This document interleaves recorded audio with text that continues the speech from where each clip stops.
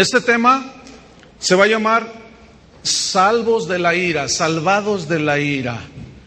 Esta ira se refiere a la ira de Dios, al enojo de Dios y de los juicios que va a mandar sobre esta tierra.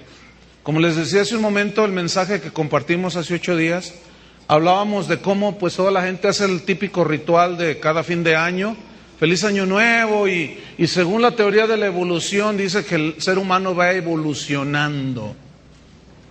Pero nosotros hicimos un análisis bíblico y vimos que el ser humano no va evolucionando, cada vez se va corrompiendo y degradando más. Vimos desde un principio cómo en el Génesis muestra cómo Caín fue el primer homicida, mató a su hermano por celos y envidia. Después llegamos a un pasaje donde vimos cómo Noé tuvo un acontecimiento terrible en su vida. Uno de sus hijos lo violó. Y así vimos cómo la maldad de los hombres era mucha en la tierra. Llegamos al tiempo, Dios destruyó, vino un juicio con un diluvio. Después destruyó Sodoma y Gomorra. Y Dios siempre ha mandado juicios de advertencia a las personas, al ser humano. Y después vimos cómo Jesús habló de la tribulación, la gran tribulación, el enojo de Satanás en contra de los cristianos, y cómo las señales del fin del mundo.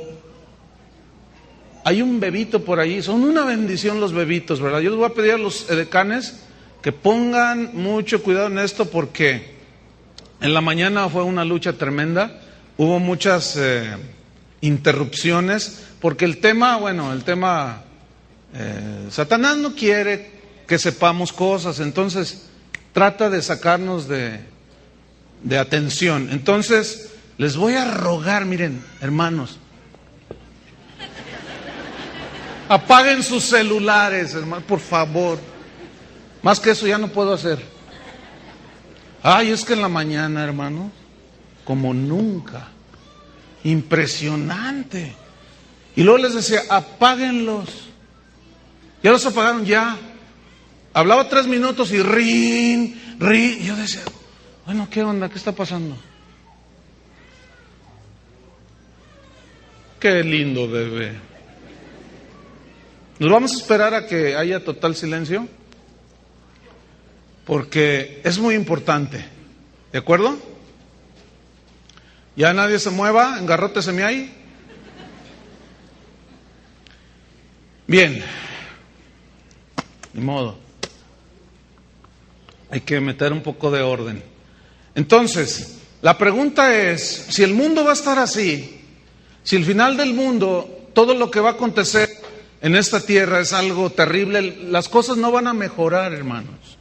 Las cosas se van a empeorar. Si usted es objetivo y tiene un poquito de sentido común, se ha de dar cuenta, si usted nada más echa un vistazo a 10 años atrás, y verá que las cosas están peor y cada vez es más peor. Pero ¿qué va a pasar con los cristianos? Esa es la pregunta que nos incumbe a nosotros. ¿Qué dice la Biblia respecto a nosotros? Si las cosas se van a poner peor, bueno, ¿qué con nosotros? ¿Acaso nosotros vamos a estar aquí en la tierra cuando pasen estas cosas? Yo les pregunto, ¿sí o no? No, y luego, ¿dónde estás ahorita? Ya las estás viendo. O tenemos algún hermano ahí medio esotérico que está aquí y está allá. Vamos a estudiar las Escrituras, porque las Escrituras son la antorcha segura. Nada puede contradecir. Para nosotros los cristianos es muy importante lo que la Biblia dice. ¿Quieren estudiar la Biblia? Sí. Bien, vamos a 1 Tesalonicenses, capítulo 5. ¿Así es que están aquí o no están? Sí. ¿Cuántos saben lo del surimi? De hace un año. Entonces, ¿dónde estabas? ¿Estabas aquí o dónde estabas? Estábamos aquí en la tierra, ¿no? Y eso es lo que Jesús habló como principio de dolores. Vamos a 1 Tesalonicenses capítulo 5, versículo 1. Dice San Pablo: pero acerca de los tiempos y de las ocasiones, No tenéis necesidad, hermanos, que yo os escriba, porque vosotros sabéis perfectamente que el día del Señor vendrá así como ladrón en la noche. Que cuando digan paz y seguridad, entonces vendrá sobre ellos destrucción repentina, como los dolores a la mujer encinta, y no escaparán. Mas vosotros, hermanos, fíjense cómo habla de aquellos y de nosotros. Habla de los otros y de nosotros. Pero vosotros, hermanos, no estáis en tinieblas. ¿Cuántos tienen la luz de la vida? Jesús es la luz de la vida. Para que aquel día los sorprenda como ladrón.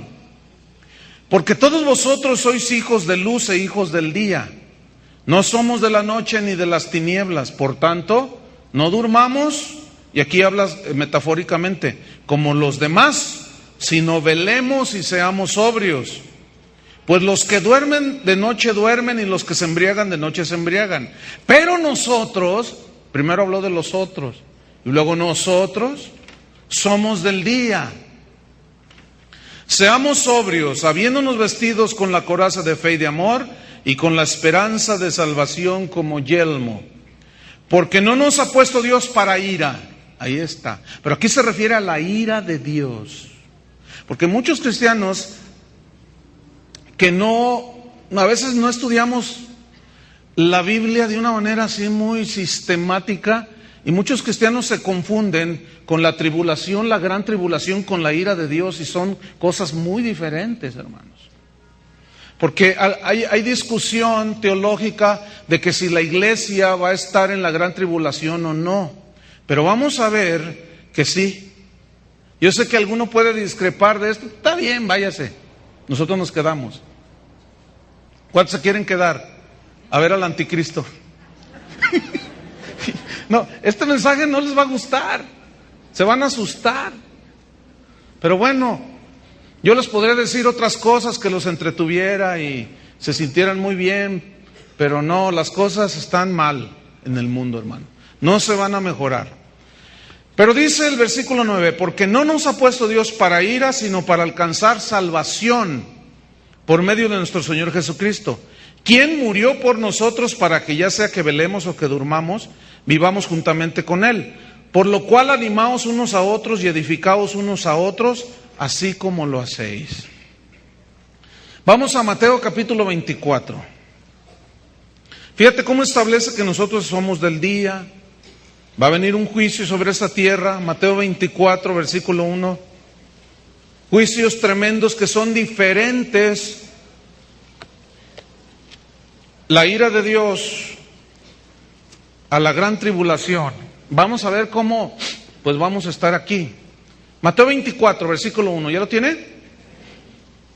Dice así: cuando Jesús salió del templo y se iba, se acercaron sus discípulos para mostrarles los edificios del templo. Respondiendo él les dijo: ¿veis todo esto? De cierto os digo que no quedará aquí piedra sobre piedra que no sea derribada. Noten cómo los discípulos se sentían muy orgullosos de su templo que habían construido. Era majestuoso. Y Jesús les dijo: esto va a ser derribado, no va a quedar piedra sobre piedra. Y esta es una advertencia para todos aquellos que se jactan de los logros terrenales. Todo eso va a desaparecer.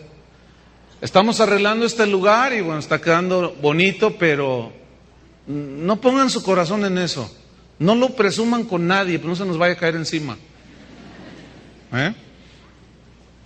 En el versículo 3 dice: y estando él sentado en el monte de los olivos, los discípulos se le acercaron aparte, diciendo: dinos, ¿cuándo serán estas cosas? ¿Y qué señal habrá de tu venida y del fin del siglo? Si somos observadores, podemos notar que los discípulos le preguntan a Jesús sobre 3 asuntos. Uno era: ¿cuándo va a ser destruido este templo? Lo cual sucedió en el año 70 después de Cristo. Jesús aquí, la historia lo ubica más aproximadamente en el año 30, cuando está este diálogo.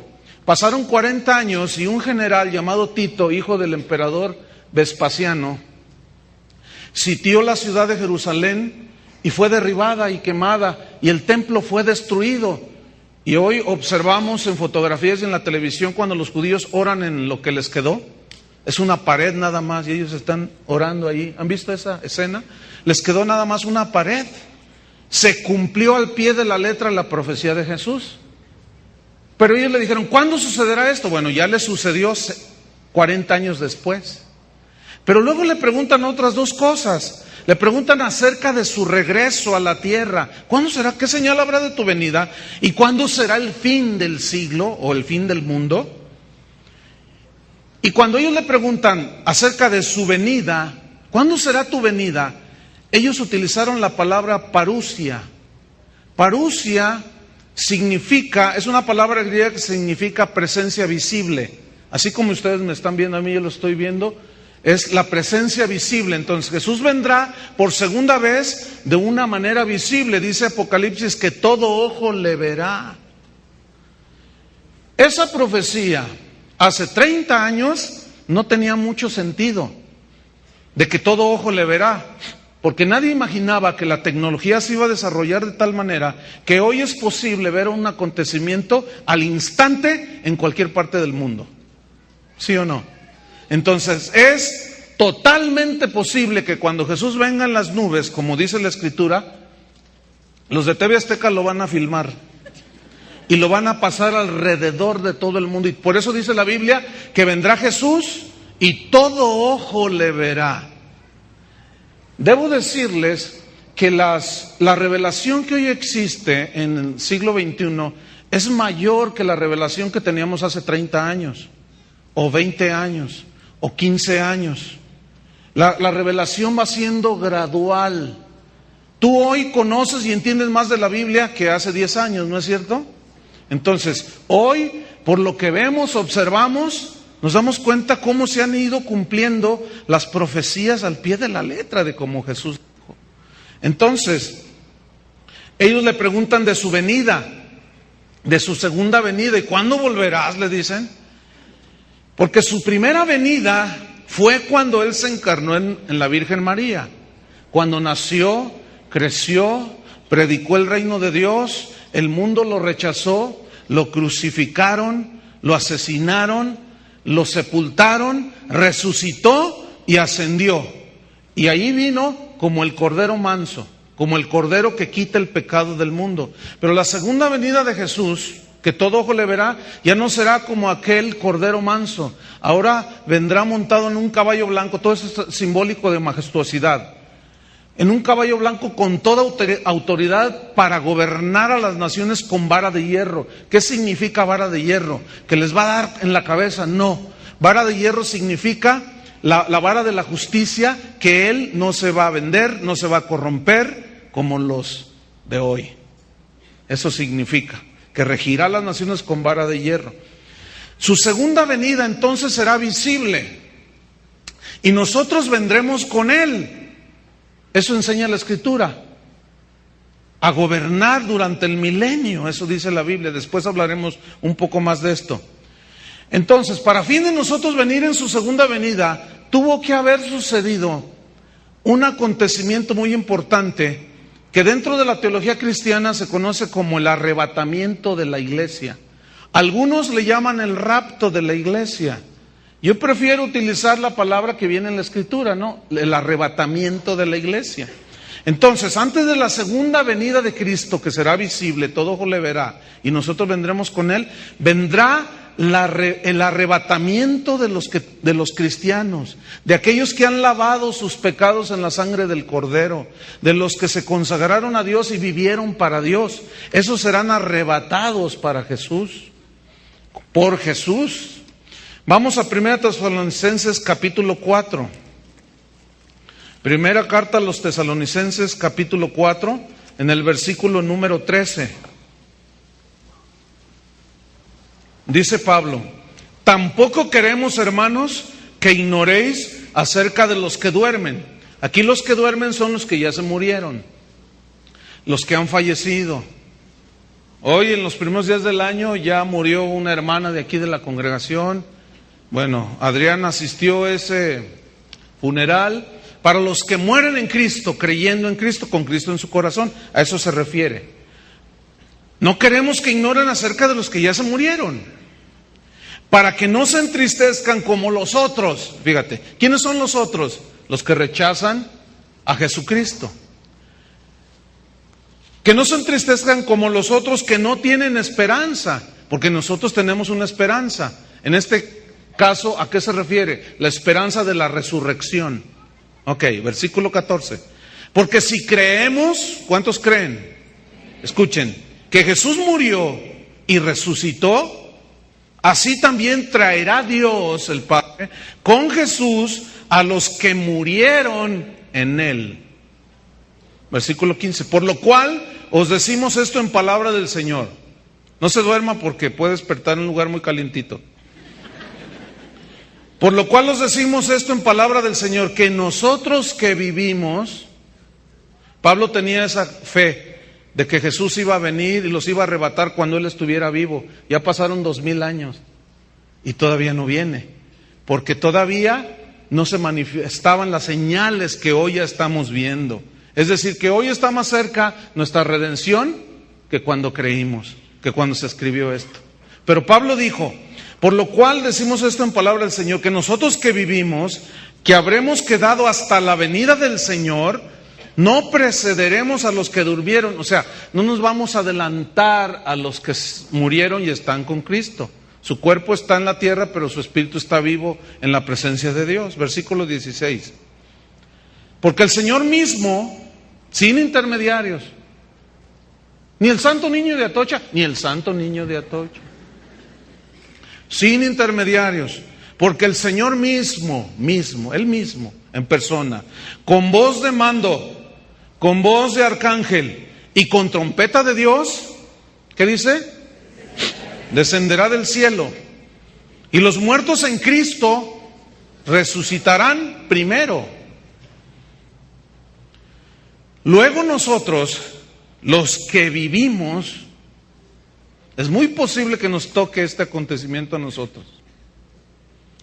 Los que hayamos quedado, y esta palabra quedado en el hebreo significa los sobrevivientes. ¿Por qué dice sobrevivientes? Porque el mundo va a sufrir una de las tribulaciones más impresionantes que la historia ha registrado, la gran tribulación. Y la iglesia, los cristianos, vamos a estar ahí. Por eso, aquí dice los que hayamos quedado, pero en el original habla de los sobrevivientes. Seremos, ¿qué dice? Arrebatados juntamente con ellos. ¿Quiénes son ellos? Los que resucitaron. Seremos arrebatados juntamente con ellos en las nubes para recibir al Señor en el aire, y así estaremos siempre con el Señor. En el versículo 17, donde aparece la palabra arrebatados, Pablo utilizó una palabra griega que significa, la cual es harpazo, con J y Z, harpazo. Y esta palabra significa apoderarse de. Habla de una propiedad. Tú te apoderas de lo que es tuyo. Tienes el poder para tomarlo porque es tuyo. Tomas tu carro, tu casa, tu dinero, tú te apoderas. Entonces el Señor dice que se apoderará de lo que es de Él. Y conoce el Señor a los que son suyos. Harpazo tiene dos derivados. Uno significan esos dos derivados, tomar a uno mismo. Y esto concuerda con las palabras de Jesús en Juan 14:3, no lo busque, que dice: y si me fuere y os preparare el lugar, vendré otra vez y os tomaré a mí mismo, para que donde yo estoy, ustedes también estén. Pero también tiene un derivado, otro significado, que es elevar, alzar. Significa llevar cargando. Y uno dice, pues ¿cómo nos va a cargar el Señor? Déjeme explicarle y responderle con esta explicación. Cuando usted toma un balón de fútbol o de básquetbol, que es lo que se ve más común, y se lo pone aquí en el dedo, y luego lo impulsa y le da vueltas así, ¿no? Entonces el balón comienza a girar y usted se queda así. Y cuando ya se está tambaleando, le vuelve a dar otros golpecitos para impulsarlo y la fuerza hace que esa pelota gire. Ahora, el balón que está girando gira en proporción a la fuerza con que la mano empuja, ¿cierto? Es proporcional. Si dejo de ejercer esa fuerza que impulsa a la pelota se cae, ¿cierto? Ahora, nunca se han puesto a pensar, yo me acuerdo cuando estaba chiquillo pensaba en cosillas así. No sé, siempre fui así inquieto y pensaba, porque Dios nos dio pensamiento. ¿Sí usan el cerebro? Pues yo lo empecé a usar desde chiquillo.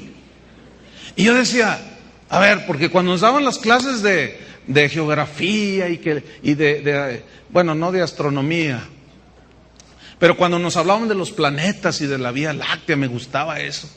Y luego decían, y la Vía Láctea, que es es nuestro sistema, donde está ubicada la Tierra, está el Sol y están los planetas que giran alrededor del Sol. Y luego nos decían, y la Tierra, cuando va girando alrededor del Sol, la Tierra va girando en su propio eje. O sea, aquí está el Sol y la Tierra está aquí. Y va girando alrededor del Sol. Entonces yo decía, ¿y quién la empuja? Yo pensaba. Y yo le preguntaba a la maestra, ¿y quién la empuja? Y no me sabía contestar. Dice, pues gira. Bueno, pues gira. Ahora, ¿quién cree que la empuje? Si yo dejo de impulsar la pelota y de aplicar la fuerza, se cae la pelota. La Biblia dice que Dios sostiene todas las cosas con la palabra de su poder. ¿Tú crees que si Dios sostiene todo el universo, no te puede cargar a ti, por más gordito que estés? Entonces, escuchen, cuando dice que nos cargará, nos llevará, nos alzará, ¿tú crees que no va a poder? Contigo y 20 millones más.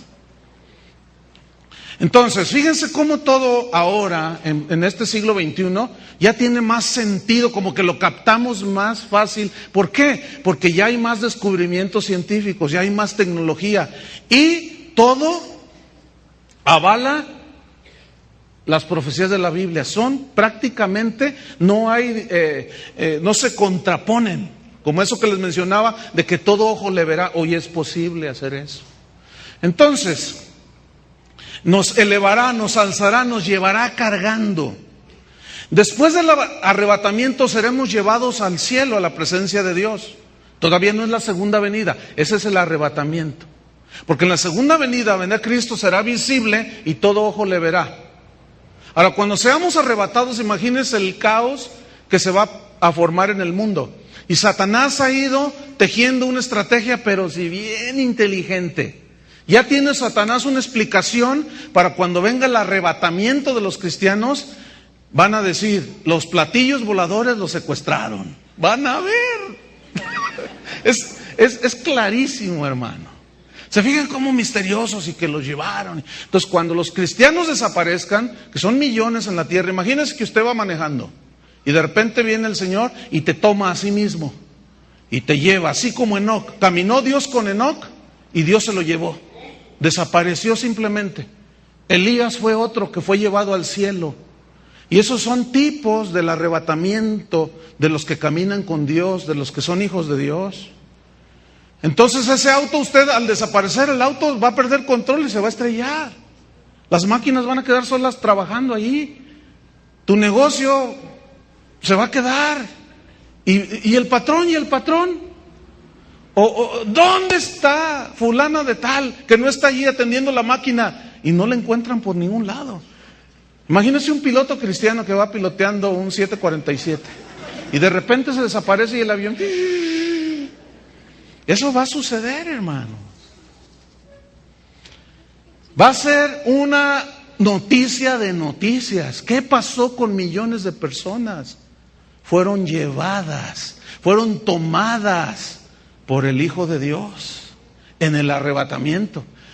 Ahora, cuando Él nos toma, nos lleva a su presencia para comparecer ante el tribunal de Cristo.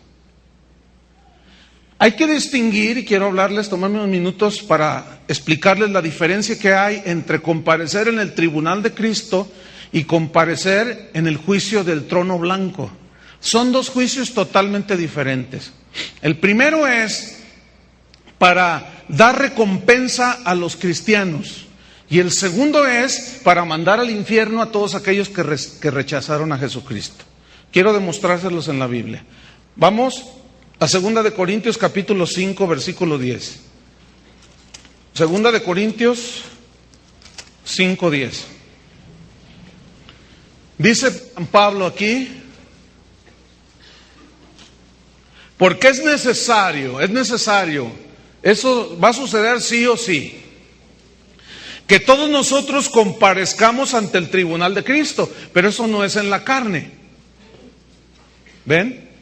Cuando el Señor venga y seamos arrebatados, vamos a ser transformados. Y Pablo habla de eso, fíjense. Fíjense, por un lado el mundo le va de mal en peor, pero nosotros los cristianos íbamos mejorando. San Pablo dice que no obstante este cuerpo se va desgastando, no obstante dice, el interior se va renovando. Hoy tú eres mejor que hace 5 años, ¿no es cierto? Algunos, híjole, han crecido tanto y han madurado tanto que están irreconocibles. Pero el mundo nosotros vamos al contrario del mundo, nosotros sí somos prosperados, sí vamos siendo mejores según la Escritura. Entonces dice, es necesario que todos nosotros comparezcamos ante el tribunal de Cristo. Tribunal es donde está un juez y están a los que se les va a dar la sentencia, y sigue diciendo, para que cada uno, tú, aquel, los que están arriba, el que se está durmiendo, todos, cada uno reciba, digan todos reciba. Escuchen, lo que haya hecho, esto es muy importante, mientras estaba en el cuerpo, sea bueno o sea malo. Ahora, esto compagina con la enseñanza de Pablo en 1 Corintios capítulo 3, vaya conmigo, 1 Corintios capítulo 3, versículo 10. Vamos a estudiar estos textos. Acuérdense que todos vamos a comparecer ante el tribunal de Cristo y vamos a ser juzgados según lo que hayamos hecho, sea bueno o sea malo. Pero si hicimos algo malo, no perderemos la salvación, sino la recompensa. Vamos a comprobarlo con la Biblia. Dice en el versículo 10, 3:10, conforme a la gracia de Dios que me ha sido dada, decía San Pablo, yo como perito arquitecto puse el fundamento. Digan fundamento. ¿Quién es el fundamento? Cristo, bien. Y otro, yo puse el fundamento. Es como esto.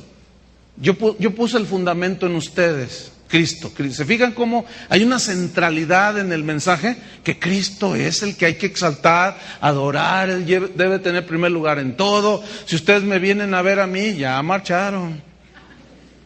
Porque yo no soy capaz de darles absolutamente nada. Pero si usted viene buscando a Cristo, mi responsabilidad es poner el fundamento que es Cristo. Pero luego dice, y otro edifica encima de ese fundamento.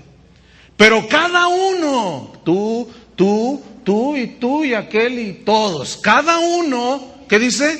Mire cómo sobreedifica. Este edificio tiene un cimiento, un fundamento, sobre el cual están asentadas las columnas que sostienen todo el edificio. Cristo es el fundamento, pero tú tienes que edificar para el futuro con lo que tú haces. Dios va a premiar la fidelidad, la perseverancia, la honestidad, la integridad, el corazón limpio de sus hijos. Pero aquel que siendo cristiano, nacido de nuevo, comete tranzas, es deshonesto, ese va a perder su recompensa. Su salvación no, porque como lo vamos a ver aquí, no está hablando de perder la salvación, sino de perder las recompensas. Y aquí es donde muchos cristianos, andan patinando, pero horrible. Vamos a seguir leyendo. Cada uno mire cómo sobreedifica. Porque nadie, ni tú, ni yo, ni aquel, nadie puede poner otro fundamento que el que está puesto, el cual es el Santo Niño de Atocha. ¿Quién es el fundamento? Jesucristo. No me venga con fulano y sultana y mangana, pero no. El fundamento del cristianismo es Jesucristo. Si no, no se llamaría Jesucristo. ¿Cierto? Si no, perdón, no se llamaría cristianismo. ¿Sí? Piénsele poquito sentido común. Ok, versículo 12. Y si sobre este fundamento, que es Cristo, alguno, cualquiera, edificare, ponga atención, oro, plata, piedras preciosas, madera, heno, hojarasca. Quiero que noten que hay 6 materiales ahí: oro, plata, piedras preciosas. Esos primeros 3 son materiales sólidos que hablan de las vidas de los cristianos que edifican sólidamente en Cristo. Son aquellos cristianos que son obedientes, que son generosos, que son perdonadores, que hacen la voluntad de Dios. Eso es cuando usted obedece la palabra de Dios, usted está edificando sobre el fundamento, está edificando un edificio seguro. ¿Se acuerda de lo que Jesús dijo? El que oye mis palabras y las hace, es un hombre prudente que edificó su casa sobre la roca. Y vinieron ríos y dieron con ímpetu y no cayó, porque tenía buen fundamento. Ni la casa se cayó porque estaba bien construida. Y el heno, la madera y la hojarasca habla de las cosas que los cristianos hacemos, pero que son muy endebles. No son materiales sólidos, estos son flamables, se queman rápidamente. Cuando hay un incendio, se quema todo, la madera, todo. Pero si hay cosas de oro, esas permanecen, ¿no es cierto? Esas no se queman, esas no desaparecen. Sin embargo, las otras 3 se hacen cenizas. Estas últimas 3 materiales habla del cristiano que desobedece, que hace sus tranzas, que es mentiroso, y luego por un lado levanta las manos y por otro lado le agarra lo que no es de él, mienten, o sea, cristianos carnales. Y cuando viene el fuego de la prueba, cuando vienen los ríos que dan con ímpetu y le dan duro a la casa, ¿qué hace con la casa? Se cae. Pero el fundamento ahí permanece, que es Cristo. ¿Están conmigo? Fíjese lo que viene a continuación. La obra, el trabajo, lo que hemos hecho. Acuérdense del tribunal de Cristo. Ahí va a estar el Señor. A ver, ven. ¿Qué hiciste con tu vida? Pues esto y esto y esto y esto.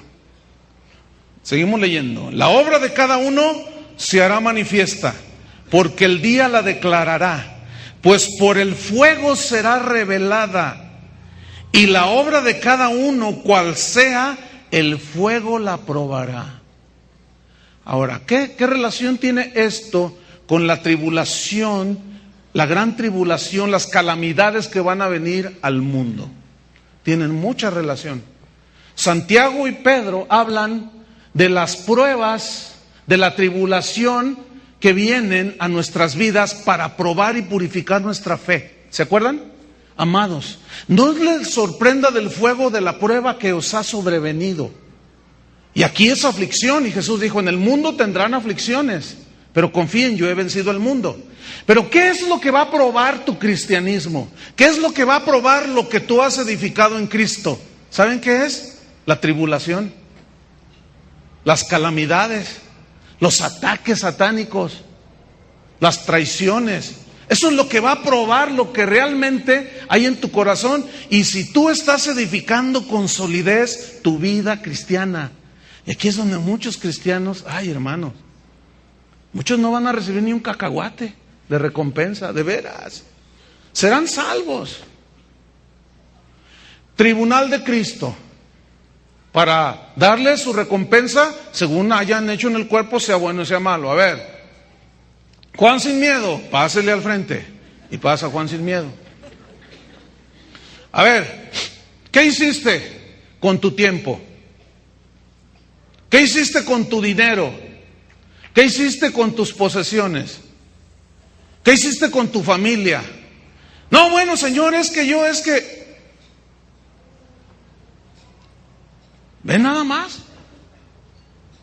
Pero Señor, es que yo la verdad pensaba que... No. Negligente. ¿No debiste de haber puesto este talento en el banco y al venir yo con los intereses no vas a recibir nada? Eso es lo que dice aquí, fíjense. Versículo 14.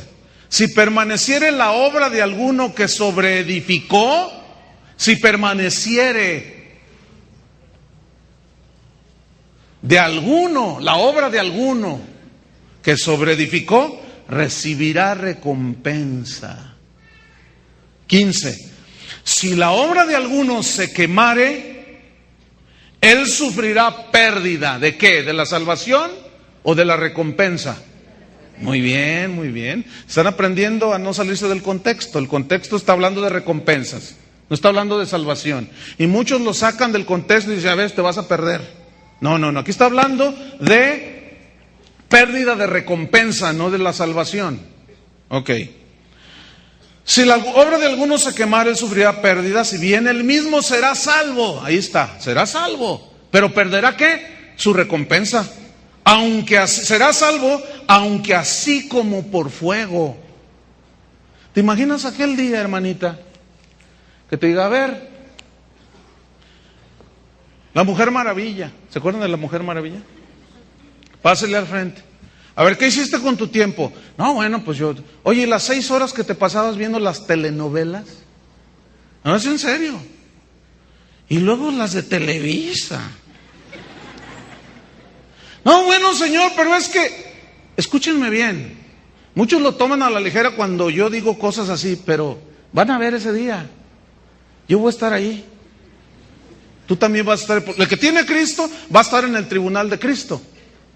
Pero a la hora de que, a ver, ¿qué hiciste con tu tiempo? ¿Qué hiciste con tu dinero? Te llenaste las bolsas y cuando había que dar, te quedaste con ellas. Y no hiciste nada. Y con tu tiempo, ve nomás en qué lo gastaste. Señor, dame una recompensa y no te voy a dar nada. Entra al reino. Porque dice que sufrirá pérdida de qué, de su recompensa. Aunque él será salvo. Aunque así como por fuego. Es como el ladrón en la cruz, cuando muere y le dice, acuérdate de mí cuando vengas en tu reino, hoy estarás conmigo en el paraíso. Ese ladrón fue salvo, pero él no va a tener ninguna responsabilidad. Él no lleva nada en sus manos, porque no tuvo tiempo de hacer nada. Bueno, se salvó y bueno, ya es ganancia. Pero la Biblia habla de recompensas, hermanos.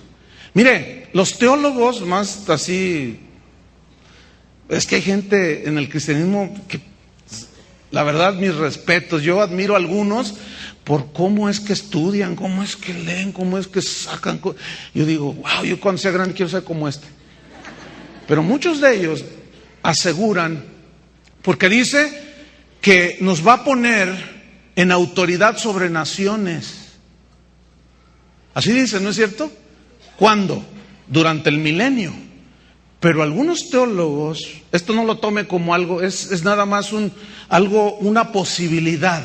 Porque ¿para qué nos pone como gobernadores si no hay nada? Y algunos hablan de una creación posterior, que la Biblia, bueno, sí habla de la Nueva Jerusalén, y que va a haber pues millones, y va a haber naciones, pueblos. Y Dios a los que son fieles los va a poner. El que fue fiel en lo poco, será fiel en lo mucho. Una vez yo les estaba dando un mensaje y yo les dije, no, yo quiero ser gobernador. Dije, les voy a soltar esta a ver cuántos la ganan. Nadie la agarró. Y a lo mejor alguno dijo, ay, el pastor se va a hacer del PRI, se va a hacer del PAN, del PRD, o se va con Marcos el de Chiapas. Ok, no, hermano, yo no estaba hablando de un gobierno terrenal. Si yo soy fiel aquí en la tierra con lo que Dios me ha dado, Dios me va a recompensar. ¿Entienden? Si tú eres fiel en lo que Dios te ha puesto a hacer, Dios te va a recompensar y te va a dar autoridad. Pero si no eres fiel, no fuiste responsable, no vas a recibir ni un cacahuate. Serás salvo, sí. Algunos han relacionado esto en las bodas del Cordero. Su iglesia se ha preparado y bienaventurados los que están en la cena del Cordero. Y luego habla de los invitados. Unos son los invitados y otros son los que se casan, pero todos están ahí en el cielo. En fin, son cosas de escatología y teológicas que pueden tener cierta discusión, pero yo quiero hacerlos pensar, porque muchos no están valorando, no están entendiendo que pueden perder las recompensas. La salvación no, porque es un regalo que Dios nos dio, ¿cierto? Entonces, fíjense, ¿qué vamos a hacer, hermanos? ¿Qué cuentas le vas a dar a Dios? ¿Qué cuentas le vamos a dar a Dios? Señor, no me vas a dar ni una recompensa. No te voy a dar nada, porque no fuiste fiel. Pues entra al reino de Dios. A ver, Pedro, recíbelo. Dame algo, Señor. Ya, y Pedro te va a agarrar. Ándale, ya, órale, ya, para adentro. No mereces nada. Porque eso es lo que dice, que compareceremos ante el tribunal de Cristo para recibir según lo que hayamos hecho mientras estábamos en el cuerpo, sea bueno o sea malo. Y está hablando de las recompensas. Escúchame bien, cuando tú no eres fiel en tu trabajo, no eres fiel con lo que Dios te ha dado, tú puedes perder tu recompensa. Después lo vamos a ver más adelante.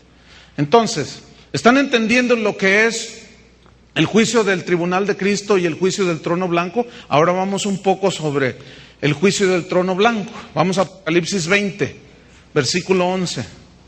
Que es muy diferente. Este juicio es para condenación, ya, para mandar al infierno, pero allí tú y yo no estamos, porque nosotros estamos en el tribunal de Cristo.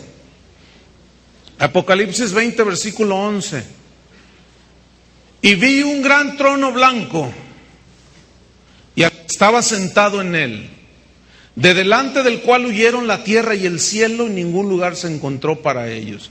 Esto de que huyó la tierra y el cielo es una expresión simplemente para dar a entender de que nadie, ni el cielo ni la tierra, quisieron estar presentes cuando el Señor, el Padre, enjuiciara a todos los seres humanos y los mande o los mandaría a la condenación del infierno.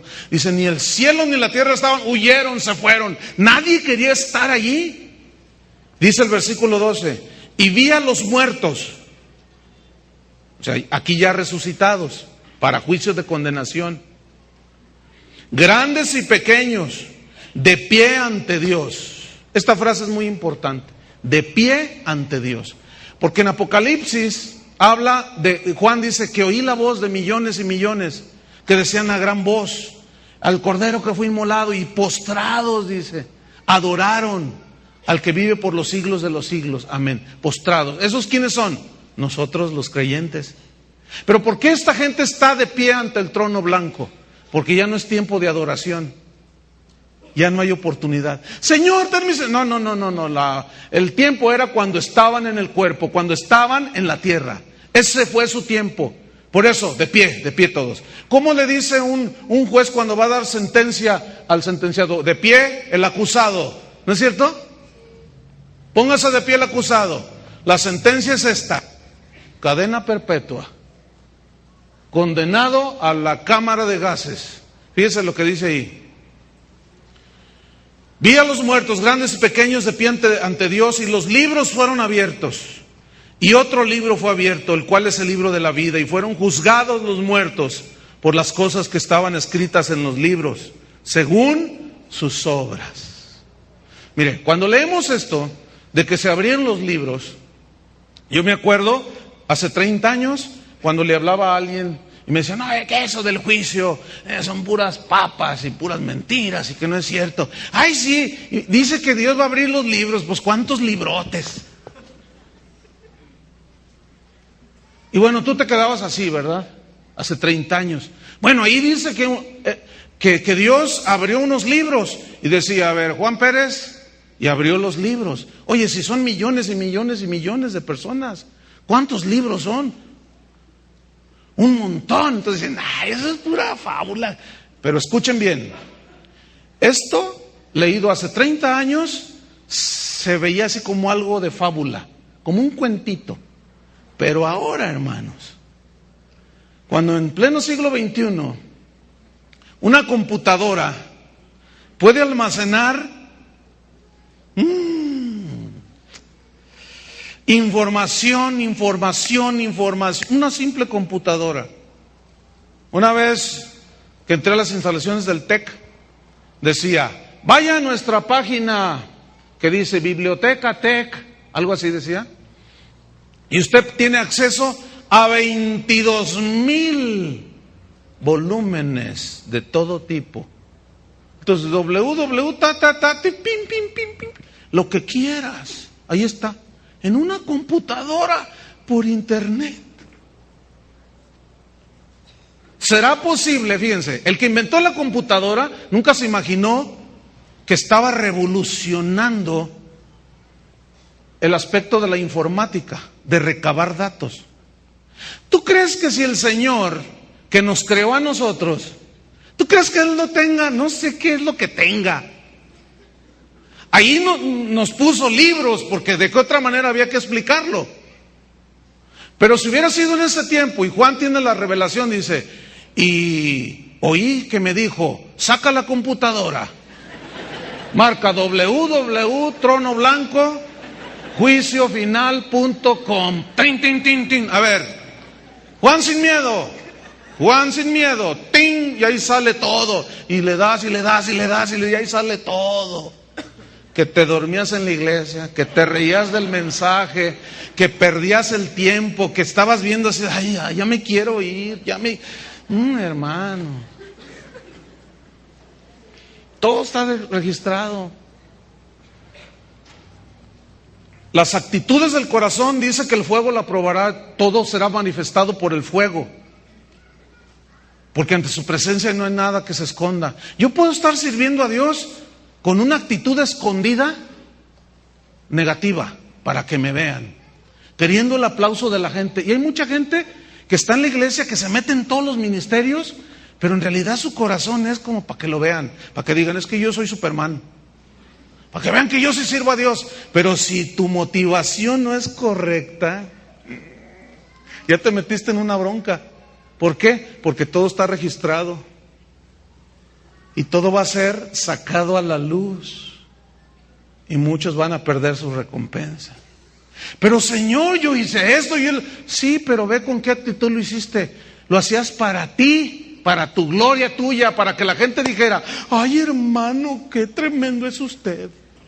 Esa es tu recompensa. ¿Se acuerdan lo que Jesús les dijo? Esa es tu recompensa. Ya no les voy a dar yo recompensa. Aquellos que tocan trompeta delante de ellos, esa es su recompensa de ustedes. Yo ya no les voy a dar nada. ¿Se fijan? ¿Están comprendiendo? ¿Me están siguiendo? Entonces dice, versículo 13, abrieron los libros, versículo 13, y el mar entregó los muertos que había en él, y la muerte y el Hades entregaron los muertos que había en ellos. O sea, la muerte y el sepulcro, que significan, y fueron juzgados cada uno según sus obras, y la muerte y el Hades fueron lanzados al lago de fuego. Esta es la muerte segunda, y el que no se halló inscrito en el libro de la vida fue lanzado al lago de fuego. Esa es la muerte segunda, la condenación eterna al infierno. Ahora, cuando viene el arrebatamiento, que somos llevados, tomados por Cristo, la Biblia dice que tú y yo somos morada, somos el templo del Espíritu Santo, ¿cierto? Entonces, cuando nosotros seamos arrebatados, el Espíritu Santo va a ser llevado junto con nosotros. Y es cuando la ira de Dios se va a derramar sobre los que rechazaron a Cristo Jesús. Hoy nosotros estamos en la tierra y vemos los principios de dolores Y vemos la tribulación, y vemos las tempestades, y vemos los terremotos, y vemos los tsunamis, y la gente se empieza a poner así, ¿no es cierto? Dice, es necesario que esto acontezca, ahorita lo vamos a leer, pero aún no es el fin.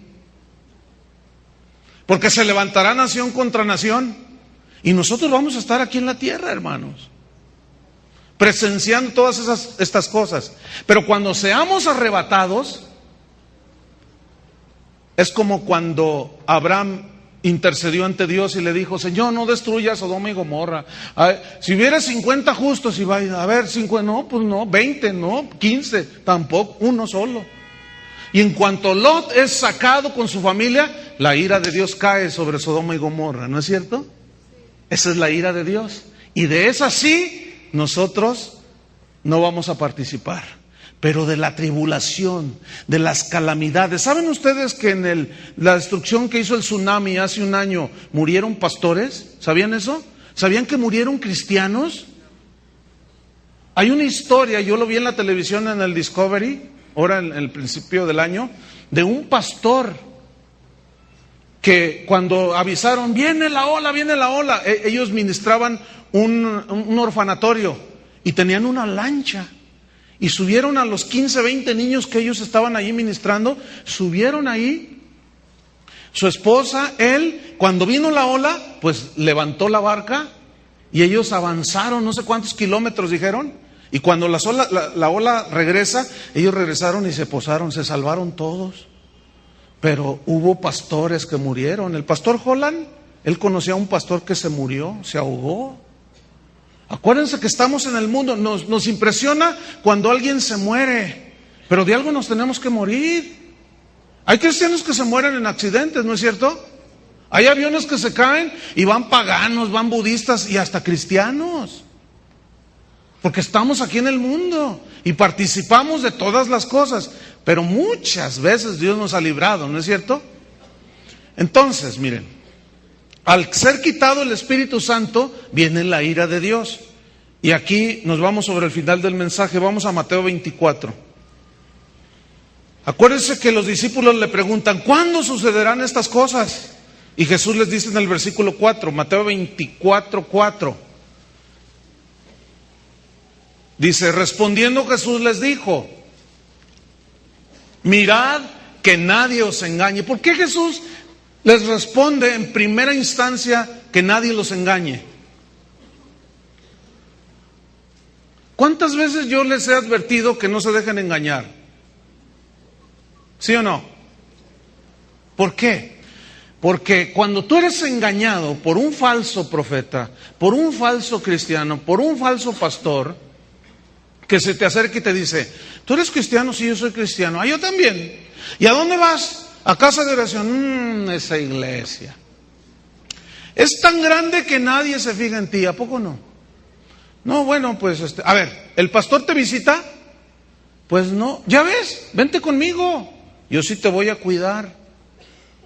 Hermanos, ustedes cuando vengan aquí, no vengan buscando al hombre.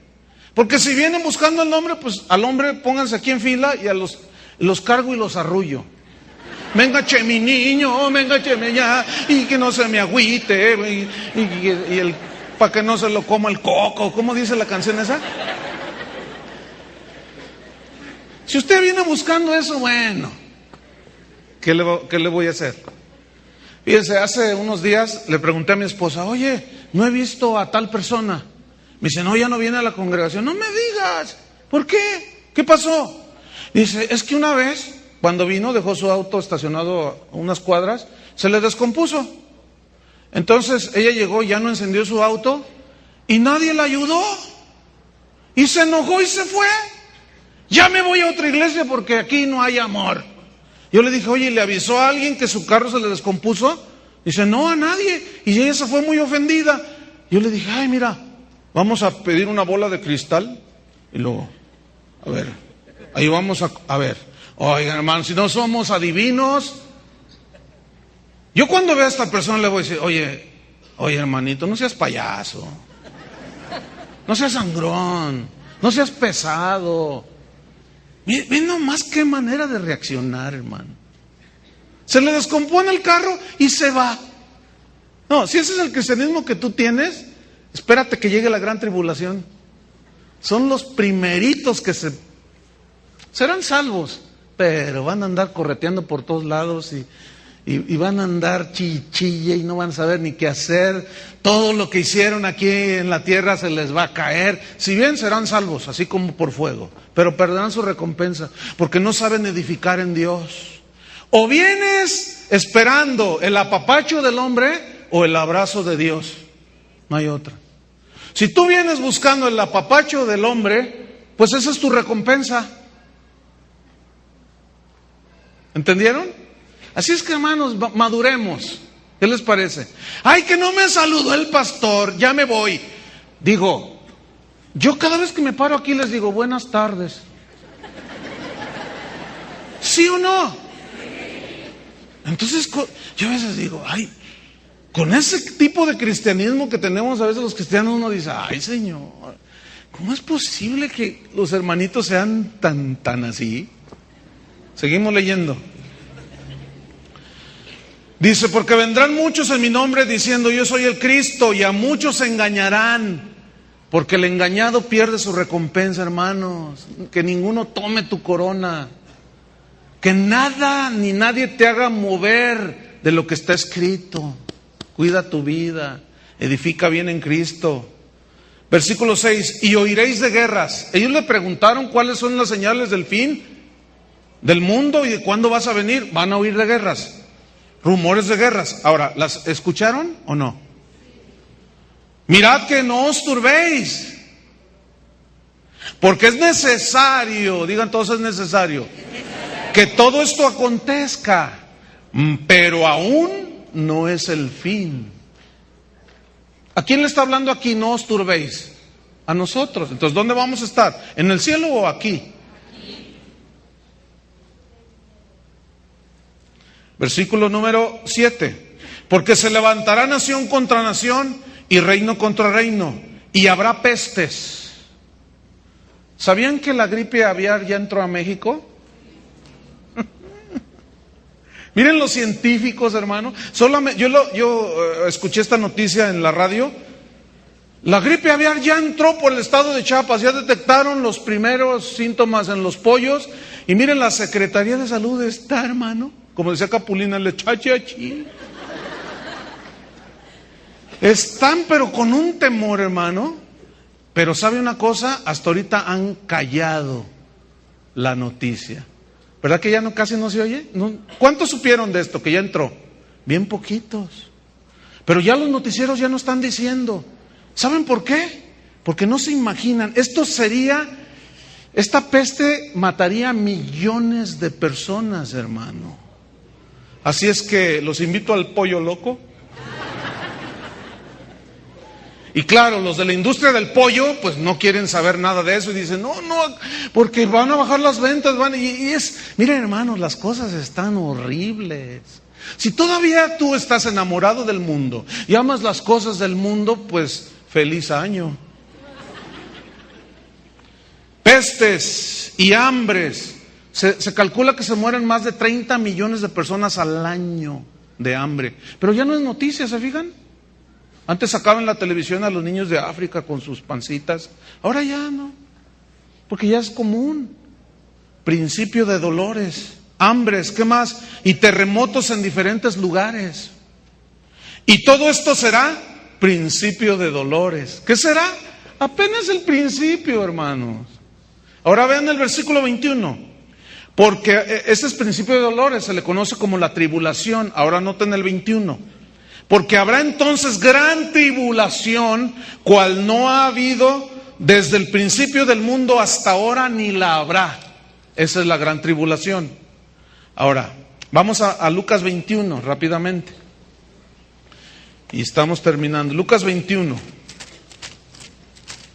¡Feliz año nuevo! Les desea The Men's Club. Lucas 21, versículo 25. Fíjese bien lo que dice ahí. Entonces habrá señales en el sol.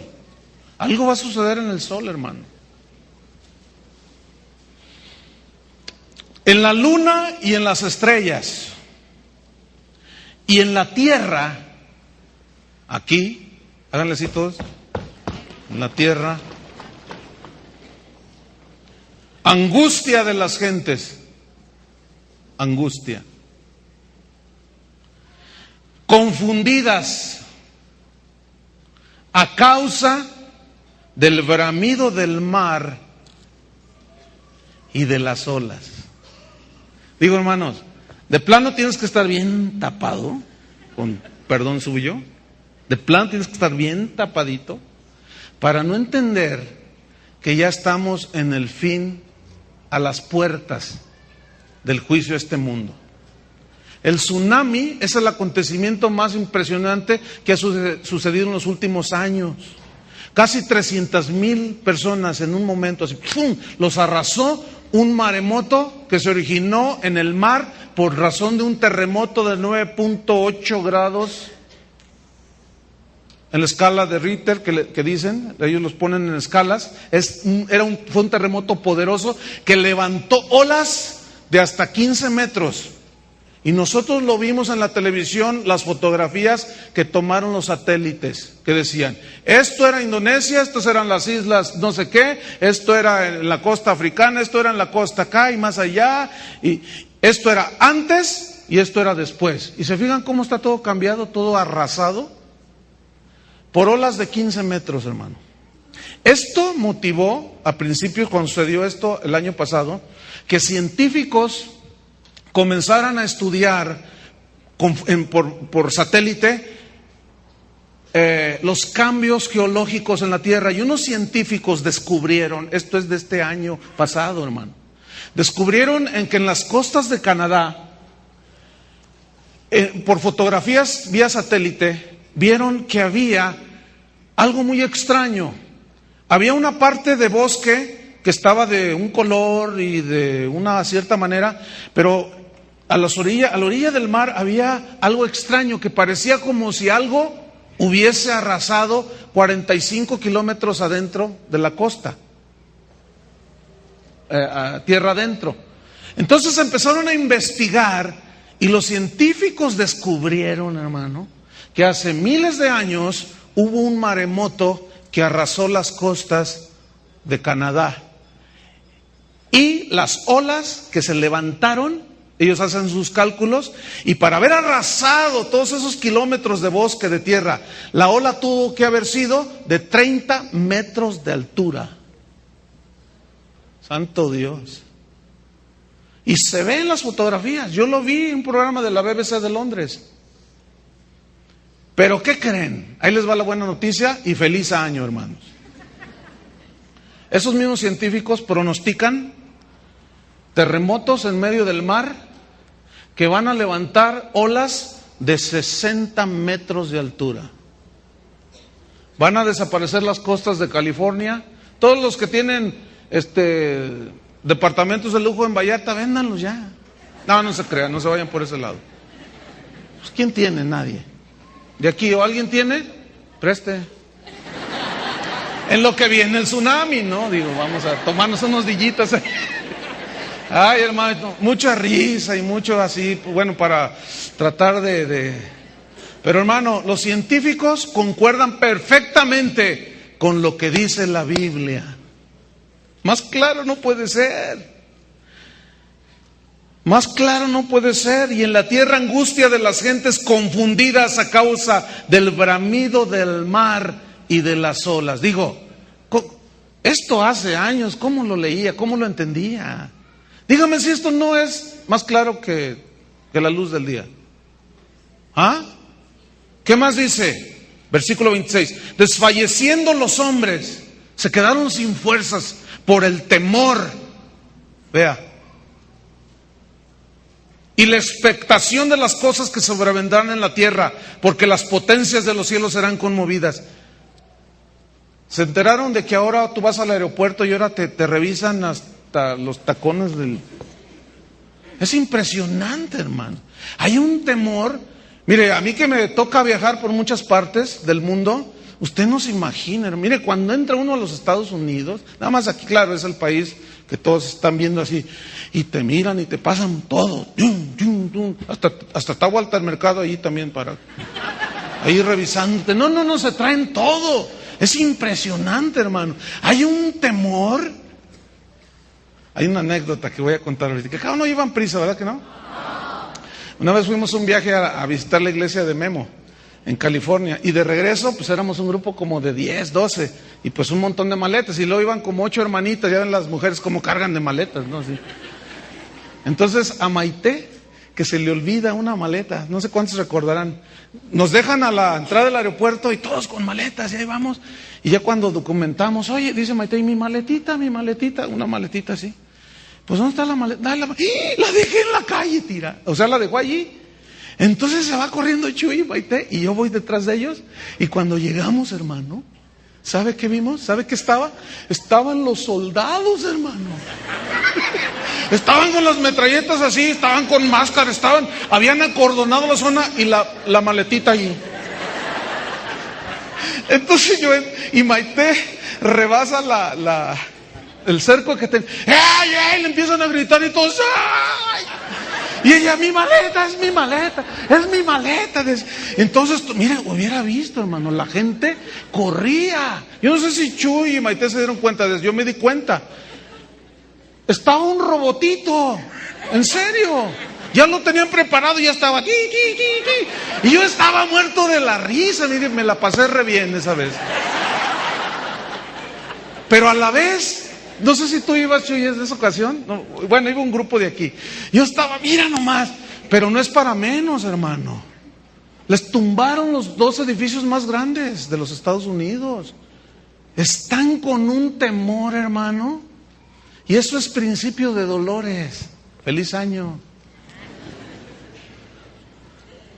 No, hermano, las cosas, vámonos ya. Tengo 1 hora terminando, pero bueno. Vamos al versículo 26. Desfalleciendo los hombres por el temor y la expectación de las cosas que sobrevendrán en la tierra, porque las potencias de los cielos serán conmovidas. Entonces, dice, verán al Hijo del Hombre que vendrá en una nube con poder y gran gloria. Cuando estas cosas comiencen a suceder, erguíos y levantad vuestras cabezas, porque vuestra redención está cerca. ¿Estaremos aquí o estaremos en el cielo? Aquí. Porque si no fuera así, entonces ¿por qué Jesús dijo, cuando estas cosas comiencen a suceder, erguíos, levantad vuestros rostros, vuestras cabezas, porque su redención está cerca? Hermanos, el final está cercano. Pero los burladores y los que no creen, tienen 2000 años diciendo que Cristo va a venir, pero todas las cosas están como al principio. Estos ignoran que al principio, dice Pedro, los cielos y la tierra fueron hechos por la palabra de Dios. Pero esta tierra, dice, vendrá el juicio de Dios y los elementos ardiendo se fundirán. En uno de los profetas, creo que es en Isaías, no recuerdo para no fallarle, pero ahí está, no tengo ahorita el texto, no recuerdo en qué profeta es, pero dice que las cuencas en los ojos, las cuencas de los ojos se fundirán, la lengua se derretirá, se les pegará. ¿Qué es eso? Una bomba atómica, hermanos. ¿Se acuerdan las bombas de Nagasaki, Hiroshima, en Japón? Así se fundían, la carne se fundía completamente por el calor que genera. Esto es la Tercera Guerra Mundial y la Biblia habla bastante de eso en Apocalipsis. Pero dice que no todos los hombres fueron muertos. Y es cuando se destapa, hermano, el primer sello, el segundo sello, los jinetes del Apocalipsis, las trompetas. Ay, hermano, feliz año nuevo. Terminamos con esto, pónganse de pie. Déjame leerle un pasaje, unos versículos de Apocalipsis. No se distraiga. Apocalipsis 3, versículo 7. Este es un mensaje que Jesús les dio a la iglesia de Filadelfia. Filadelfia quiere decir fidelidad. Estos cristianos, esta iglesia de Filadelfia fue junto con otra de las 7 iglesias, a 5 de ellas Jesús les recriminó. Tú has hecho esto, has trabajado esto, pero tengo contra ti que has dejado tu primer amor. Pero toleras que esa mujer Jezabel, toleras la doctrina de los nicolaitas, y les reprendió. Arrepiéntete, dice. Vuelve a hacer las primeras obras, porque si no vendré y quitaré tu candelero de tu lugar. Perderán la recompensa. Pero a los cristianos de Filadelfia no les recriminó nada. Y a mí me llama mucho la atención, ¿por qué no? Se los voy a explicar por qué no, leyendo esto. Escribe al ángel de la iglesia en Filadelfia. Acuérdense que el ángel es el pastor, porque el pastor es el encargado de dar el mensaje a la gente. Y hay aquellos pastores que se la pasan entreteniendo a la gente, hablándoles de cosas vanas desde un púlpito. Y hay de aquellos que Dios les dio dones. Imagínate a uno que de esos cantantes cristianos que cobran la entrada para que los vayas a oír cantar. ¿Qué hiciste con tu don? No, bueno, Señor, tú sabes que lo utilicé para tu gloria, ¿no es cierto? ¿Por qué les cobraste la entrada? Para irme a adorar. ¿Quién te dijo? ¿De dónde sacaste eso? Señor, pero yo llené estadios. No vas a recibir nada de recompensa, órale. Entra al cielo, pero imagínense. Por eso le dice, escribe al ángel de la iglesia en Filadelfia. Esto dice el santo, el que nunca pecó y tiene autoridad para recriminar y hablar y decir. Esto dice el verdadero, porque en él no hay mentira. El que tiene la llave de David, el que abre y nadie cierra, ninguno cierra, y cierra y ninguno abre. Yo conozco tus obras, les dice. He aquí he puesto delante de ti una puerta abierta, la cual nadie puede cerrar. Porque aunque tienes poca fuerza, escuchen, has guardado mi palabra y no has negado mi nombre. Has guardado mi palabra y no has negado mi nombre. Si ustedes son observadores, todo el año pasado, a partir de marzo, yo les comencé a hablar sobre la importancia de las Escrituras. ¿Se acuerdan? ¿Por qué creen? Fíjense, todo un año. Ha sido el año en que más he estudiado las Escrituras, hermano. Yo me quemé las pestañas, de veras. Hasta llegaba aquí con dolor de espalda, de estar sentado estudiando, hermano. Estudiando, para venir a enseñarles a ustedes. Y algunos se duermen. Fíjense nomás. Increíble, ¿no? ¿Por qué le di tanto énfasis a la palabra de Dios? Porque yo quiero que esta iglesia sea como la de Filadelfia, hermanos. Nada más por eso. Y el compromiso es ante Dios y su palabra. Por eso yo les dije una y otra vez, todo lo que escuches en la televisión cristiana y en la no cristiana, en la radio, en la universidad, todo en este púlpito, aún lo que yo diga, todo tiene que ser pasado por el crisol de la palabra. Si está en la Biblia, hazlo, si no, no. Pero ¿qué dijo el hermano? No sé qué, que está bien ungido.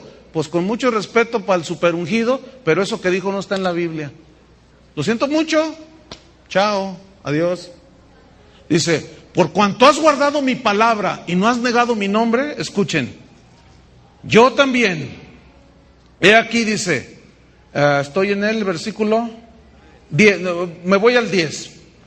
Sin castigar el contexto. Por cuanto has guardado la palabra de mi paciencia, yo también te guardaré de la hora de la prueba que ha de venir sobre el mundo entero.